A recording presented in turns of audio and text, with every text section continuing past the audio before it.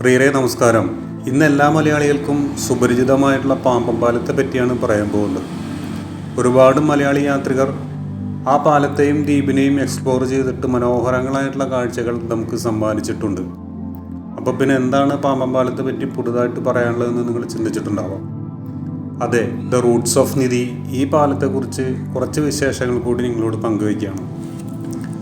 പാമ്പൻ പാലം എന്നത് ഇന്ത്യ മെയിൻലാൻഡിനെയും രാമേശ്വരം എന്ന ചുരദ്വീപിനെയും തമ്മിൽ ബന്ധിപ്പിക്കുന്ന ഒരു റെയിൽ ലിങ്കാണ്. മുംബൈയിലെ ബാന്ദ്ര സീ ലിങ്ക് യാഥാർത്ഥ്യമാവുന്നതുവരെ ഇന്ത്യയിലെ ഏറ്റവും വലിയ സീ ലിങ്ക് ഇതായിരുന്നു. പാമ്പൻ പാലം എന്നത് വെറുമൊരു സീ ലിങ്ക് മാത്രമായിരുന്നില്ല, മറിച്ച് ഒരു കാലത്ത് രണ്ട് പരമാധികാര രാഷ്ട്രങ്ങളായ ഇന്ത്യയും ശ്രീലങ്കയും തമ്മിലുള്ള എല്ലാവിധത്തിലുള്ള വ്യാപാര ഗതാഗത ലിങ്ക് കൂടിയായിരുന്നു ഇത്. ഇനിയൊരു കഥ പറയാം. ബ്രിട്ടീഷ് കോളനി വാഴ്ചക്കാലത്ത് പഴയ മദ്രാസിൽ നിന്നും ശ്രീലങ്കയിലെ കൊളംബോ വരെ നീളുന്ന റെയിൽ നെറ്റ്വർക്കിൻ്റെ സുപ്രധാന കണ്ണിയായിരുന്നു ഈ പാലം. 1900-കളിലാണ് ബ്രിട്ടീഷ് കോളനികളായിരുന്ന ഇന്ത്യയെയും പഴയ സിലോണിനെയും ബന്ധിപ്പിച്ച് ഒരു റെയിൽ ഗതാഗതത്തെ പറ്റി ചിന്തിക്കുന്നത്. തോട്ടം പണിക്കും കൂലിപ്പണിക്കും മറ്റുമായി നിരവധി മലയാളികളടക്കം അനവധി മദ്രാസികൾ മെച്ചപ്പെട്ട ഭാവി സ്വപ്നം കണ്ട് അക്കാലത്തെ ഗൾഫായിരുന്ന സിലോണിലേക്ക് കുടിയേറാറുണ്ട്. ഒരു കാലത്ത് മലയാളികളുടെ ഗൾഫായിരുന്നല്ലോ സിലോൺ. തിരിച്ച് സിലോണിൽ നിന്നും വൻതോതിൽ ചരക്കുകൾ ഇവിടേക്കും വരാറുണ്ട്. അക്കാലത്ത് തൂത്തുക്കുടിയിൽ നിന്നും ആവി ബോട്ടുകളിലാണ് മണിക്കൂറുകളോളം സഞ്ചരിച്ച് സിലോണിലേക്കും അവിടെ നിന്നും ഇങ്ങോട്ടേക്കും ആളുകൾ വന്നുപോയിക്കൊണ്ടിരുന്നത്. അനവധി മണിക്കൂറുകൾ അപഹരിക്കുന്ന ഈ ദുരിതയാത്രയ്ക്ക് ബദലായാണ് ബ്രിട്ടീഷുകാർ ധനുഷ്കോടിയിൽ നിന്നും കുറഞ്ഞ ദൂരം മാത്രമുള്ള ശ്രീലങ്കയിലെ തലൈമാന്നാർ എന്ന പ്രദേശത്തേക്ക് ഒരു റെയിൽ നെറ്റ്വർക്ക് ആരംഭിക്കുന്നത് ഗുണകരമെന്നും യാത്രാസമയവും ചെലവും ഗണ്യമായി കുറയ്ക്കുമെന്നും കണ്ടെത്തുന്നത്.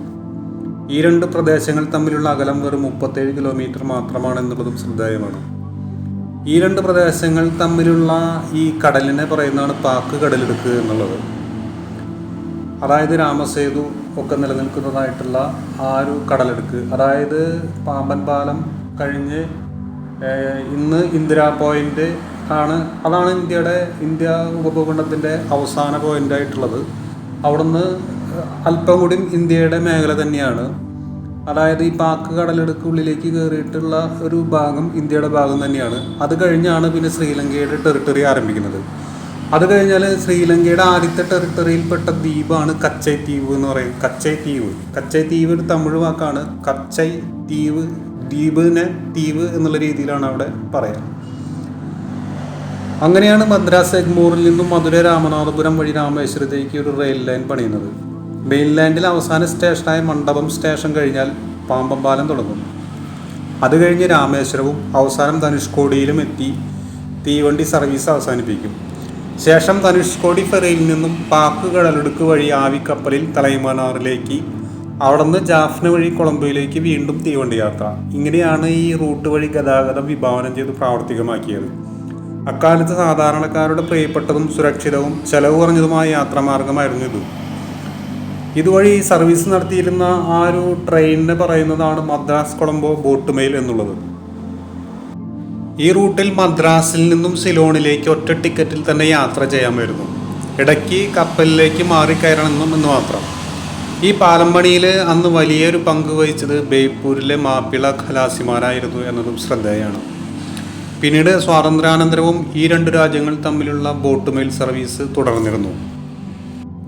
അങ്ങനെ 1964 ഈ റെയിൽ ലിങ്കിൻ്റെ ചരിത്രത്തിൽ ഉറങ്ങാത്ത മുറിവുണ്ടാവുന്നത്. ആ വർഷം ആഞ്ഞടിച്ച ചുഴലിക്കാറ്റും ഭീമന്തരമലകളും ഈ പാലത്തിൽ സഞ്ചരിച്ചിരുന്ന ആവി തീവണ്ടിയെയും യാത്രക്കാരുടെയും അവരുടെ സ്വപ്നങ്ങളെയും അപ്പാടെ തന്നെ വിഴുങ്ങിക്കളഞ്ഞു. അതുവരെ വളരെ സജീവമായ ധനുഷ്കോടി എന്ന തീരദേശ നഗരം അതിൻ്റെ ആത്യന്തികമായ തിരോധാനത്തിന് വിധേയമായി. തുടർന്നുണ്ടായ ചുഴലിക്കാറ്റുകളിൽ ആ നഗരം നിശേഷം ജീവച്ഛവമായി. ഇന്നിത് ഒരു ഭീതി ഉണർത്തുന്ന പ്രേതനഗരമാണ്. വളരെ വരണ്ട കാഴ്ചകൾ മാത്രം സമ്മാനിക്കുന്ന ഈ അസ്ഥിപഞ്ജരം എന്തെന്നില്ലാത്ത ശൂന്യത നമുക്ക് നൽകും. ഇന്നവിടെ പുതിയ റോഡ് വന്നതിനാൽ ആ നഗരാവശിഷ്ടം പൂർണ്ണമായിട്ട് കാണാനാവില്ല. റോഡ് വരുന്നതിന് മുൻപ് ആ വഴി ഓഫ് റോഡ് ട്രിപ്പ് നടത്തിയവർക്ക് നഗരത്തിൻ്റെ ദ്രവിച്ച അസ്ഥികൂടങ്ങളും റെയിൽവേ സ്ലീപ്പറുകളും ഒരു കാലത്തിൻ്റെ സമൃദ്ധിയുടെ അടയാളങ്ങളായി ബാക്കി വെച്ചത് നമുക്ക് കാണിച്ചു തരും. അത് കണ്ടവർ കമൻ്റ് ഇടുക. ആ ദുരന്തത്തിന് ശേഷം രാജ്യത്തിൻ്റെ അഭിമാനമായ മെട്രോമാൻ ഇ ശ്രീധരൻ സാറിൻ്റെ നേതൃത്വത്തിലും സാങ്കേതിക മികവിലും ഏകോപനത്തിലും ഈ പാലം ചുരുങ്ങിയ കാലം കൊണ്ട് പുനർനിർമ്മിച്ചതും ചരിത്രമാണ്.